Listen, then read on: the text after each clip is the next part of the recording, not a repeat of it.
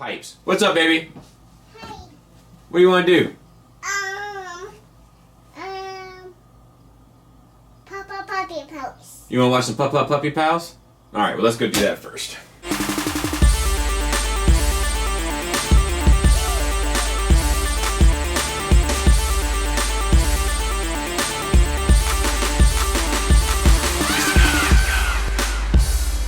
What's up, everybody? Welcome back to another edition of Sit Down Saturday. It's going to be a pretty interesting discussion today, a little unique, a little outside of the box. We got to get outside of the box because otherwise this box is going to collapse in on us. I'm telling you, I've been telling you for a year, it's time to start thinking about different avenues to accomplish a goal. But before we get there, we need to talk about some house cleaning stuff. We do have a fair amount to talk about this week. So first and foremost, the Stacks review. A lot of people brought up why I didn't mention Hobby Lobby. Honestly, I just forgot. We don't have one close to us. The closest Hobby Lobby to us is like 40 miles away. Hobby Lobby's nice. I like Hobby Lobby, but the problem with Hobby Lobby is it's too big. It's like I get overwhelmed in there. And I honestly, I probably wouldn't put it in my top 3. I know they have a great amount of things and their selection is fantastic and all that. And if you have the patience to deal with that, then my hat's off to you. I can't with that place, man. It's too much. I come from the 80s comic book era, man. I like a little hole in the wall, shotgun bar kind of place. You know, all these big Michael, AC Moore, Joe, all that stuff's a little too big for my comfort zone, honestly. But that's the era we live in, right? Them the rules. Next up, Dead End has LED headlights.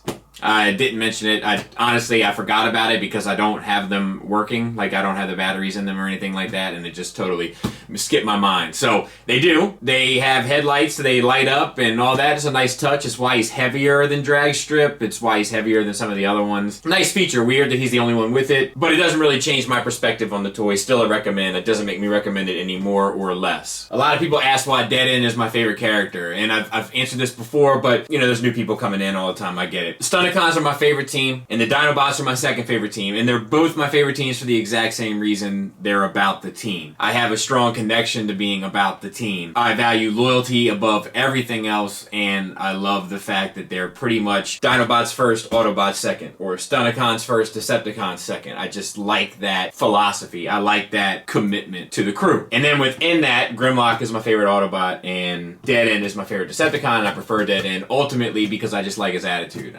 I think it sealed the deal for me when they said Megatron's in trouble, and he said, who cares? Because that's a Decepticon issue. That's not a Stunticon issue.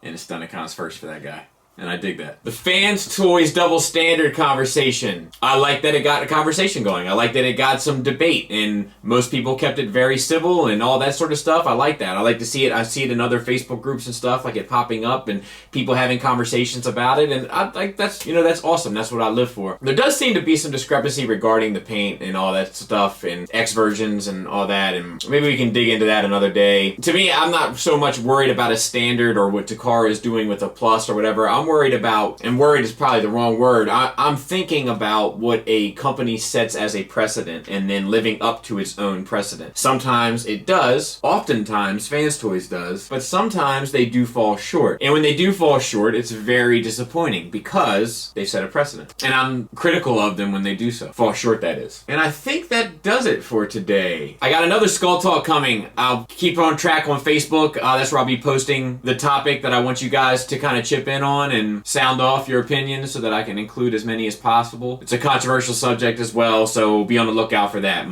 All my link to all my stuff is in the description. And lastly, I will be starting a second channel soon. I'll have more details on it soon. I'm just kind of building up a catalog of content to provide for it. I have to go about this a little bit smarter than normally because my time and my availability is stretched so thin. But it's something I want to do. The Patreon folks know what I'm talking about. I got one more axe to grind. It's grind time. Shout out to Disaster. And with that, let's move forward. So today I'm talking about G1 and moving the boundaries of G1 and what G1 means. We've been talking for some time about the well drying up. We've been talking for some time about limited options regarding more obscure characters, more niche characters. So let's explore this a bit. In order for these companies to kind of stay around and stay relevant and stay in the game, they're going to need to produce products that people want. And when I say that, I'm speaking on a larger scale. I have a 4 Dummies episode coming soon about production speculation. It's 100% theory. It's 100% just friends just BSing and trying to figure out what's going on. But one thing for sure, 2 things for certain. Most of these folks don't seem like they want to gamble anymore. They seem like they want a sure thing, and I understand that. But let's talk about the idea of gambling. Let's talk about the idea of pushing. The problem is that the characters that are in the cartoon are limited, right? There's a finite amount of them is what I mean. I don't mean there's a small amount. There's just a finite amount. There's an exact amount. It's in there or it's not. Within that hierarchy of characters that are on the show, there's always going to be some that are more popular than others, right? Obviously, your Primes, your Starscreams, your Megatrons, etc. But then on the flip side of that, there's the characters that aren't very popular. Your Swerves, your Tailgates, your Pipes. So we already know that unless it's an obvious repaint, the chances of getting those type of characters, your Tailgates, your Pipes, etc., are further distant, correct? You might call them a pipe dream.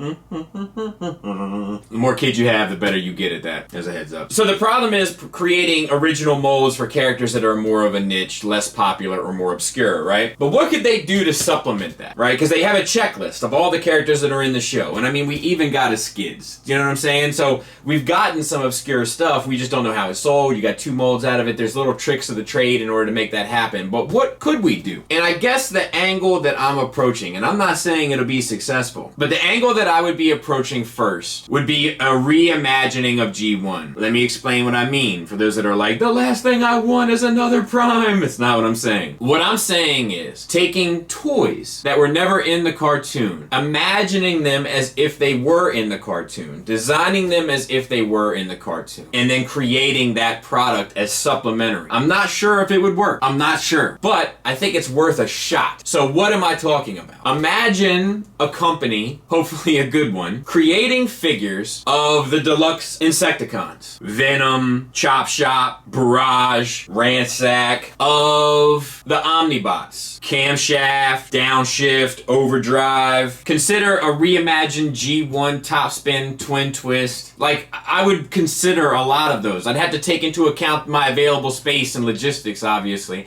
And the cartoon would obviously take precedent. But I think that they're characters that are popular. It raises an interesting question as to who is more popular, Top Spin and Twin Twist, or Skids? And I'm not sure what the answer is to that. I think you could push that further. Top Spin, Twin Twist, 6-gun. And we got a 6-gun. A lot of us had Top Spin and Twin Twist because they're cheap. Just like a lot of us had that green motorcycle from Mask. I remember as a kid going outside to play Mask and like 8 motorcycles would come out. It's like, oh, all of our parents are struggling. Fans Hobby is coming with a Roadbuster. But it's very Roadbuster. It's very, as we see it, and I think it looks good. I don't think I'm in for it, but I think it looks good. But imagine a Roadbuster that was reimagined, as if he were in the cartoon. As if he was part of an episode that you never saw. Same thing goes for Whirl. There's a lot of characters in the Transformers mythos regarding G1 that we never saw in the show, but had toys. We've seen this a couple times throughout our childhoods, probably, if you're an 80s baby like myself. Turtles had a ton of characters that were never in the cartoon, but we knew them and felt like we knew them because we had the toys. Mask did it. G.I. Joe did it. So I would be curious to see if a company could do that successfully. And I think a lot of these companies could. The question is, would the fandom support it? And that's a gray area, right? I do think that crowdfunding might be a logistical asset in regard to this sort of decision making, but due to recent events, I'm not sure where the trust level is with the fandom, so the crowdfunding endeavor would have to be on the up and up. There'd have to be contingencies, there'd have to be security, and there would have to be insurance on your donation, in my opinion. We could have a whole crowdfunding discussion one day if you'd like. A second one, that is. Now, let's talk about a second option. And this one is a little bit more obscure. And I got news for you. I've heard rumblings of companies trying this. But a friend of mine recently reached out to me about this. And I think it's a discussion that I've wanted to have for a while, but I've been afraid to step on companies' toes that I might actually be working on it. And the idea would be Retro G1. What does this mean? To me, there are characters that are part of the Transformers franchise that seem like they're ingrained in the fabric of G1, which is the kind of foundation for Transformers, right? And when I say that, I'm speaking of the cartoon specifically. So why is that? I think it's for a couple of reasons. I think for one, it's because there's something about the characters that seems right for that world, and there's no way to really put your finger on it. It's just saying that feels right. I don't know what it is about it, but it feels right. This feels like a Transformer to me. And I don't feel like like that's always the case. Like there's Beast Wars characters that don't feel like Transformers to me, but there's animated characters that do. So it would be taking these characters and reimagining them as if they were part of G1. That means changing some alt modes, that means changing some design cues, but it also means taking characters that we already kind of love, whether we want to admit it or not, and putting them into the world that we already know we love. So let's give some examples. To me, Bulkhead feels like he's part of G1. There's something about the character, there's something about the big brute Autobot that always kind of works for me. It's in that same Ironhide pocket. G-Axis works for me. Now I know he was in the comics and such, but like I said, we're talking about the cartoon. But there's something about the character, there's something about the manipulative elements of his character, the deceptive elements, you might say. Told you get good. That seemed like it works for that world. It seems like it fits in that world where Starscream would exist. That world where the Combaticons would exist. Lockdown, another character that even in the movieverse, he kind of seems right. He kind of seems like he fits. He kind of seems like he works. What does that character look like in the desert fighting over some oil? I think the most obvious examples are from IDW. What does Drift look like as a Mustang or something? Or some sort of big spoilery Tokyo Drift type of car? Because he seems like he exists in that world. He seems like he's always kind of been there, even though we've never seen him. What does the DJD look like in G1? We have electric chairs, we have tanks, we have long-range sniper rifles, but what if we changed the other two and it was like a vat of acid and a wood chipper? And I don't have the answers, right? I'm just speaking more about the concept. And I mean, I could go on and on, right? Like you can go on and on with these characters that have kind of popped up in different elements of the fiction along the way that have a big fan following even from our era. Just put them in our era.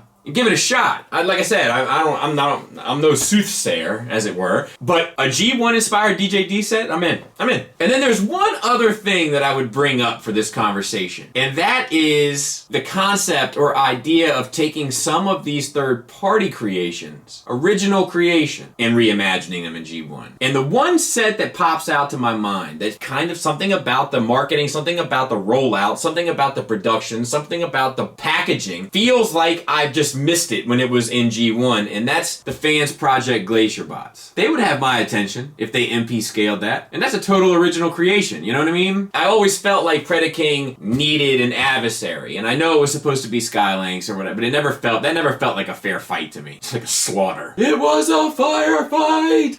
Just not a good day for Skylinks. Is how it always felt to me. But the Glacier Bots seemed like they would work. And a few others along the way. And I'm just brainstorming. Because I think that we need to revitalize somehow. I think we need to pump some fresh air into this. And I'm not sure what's the best way to go about it. Things have become very predictable and things have become very almost cliche. And I think it'd be nice to see a company shake it up. I think it'd be nice to see somebody say, look, I'm going to roll the dice on this. Obviously, it's not my money, so it's easier for me to say. But just to see how it works. I mean, we've gotten far more risky gambles. Far more. And they've been successful to varying degrees, of course. But, I don't know, man, I think it's worth a shot. It's something that I would be interested in. Then you get to kind of expand your G1 collection. You get to kind of expand the scope of how you see G1 while staying within the kind of comfort zone of what G1 feels like. That's how I feel. But I know there's many purists out there that'll be like, nope, it's beginning and ends here. And I get that as well. I totally get that. So yeah, just something a little different for today. Thanks for listening. Thanks for watching. Until next time, take care.